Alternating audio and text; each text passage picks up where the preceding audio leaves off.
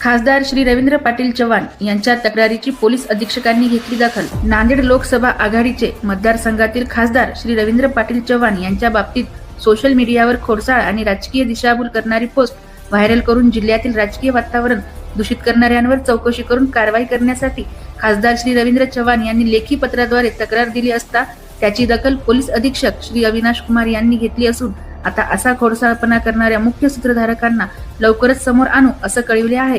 अलीकडच्या काळात राजकीय नेत्यांना सोशल मीडियामधून ट्रोल करणे किंवा त्यांच्या बाबतीत संभ्रम निर्माण करण्याचे प्रमाण खूप वाढले, पण त्यावर कारवाईसाठी रीतसर फरियाद येत नव्हत्या। पण खासदार रवींद्र पाटील चव्हाण यांनी दिलेल्या निवेदनाची दखल पोलीस अधीक्षक अविनाश कुमार यांनी घेतली असून असा खोडसाळ व सोशल मीडियावर राजकीय नेत्यांना बदनाम करणाऱ्यांची आता खैर नाही।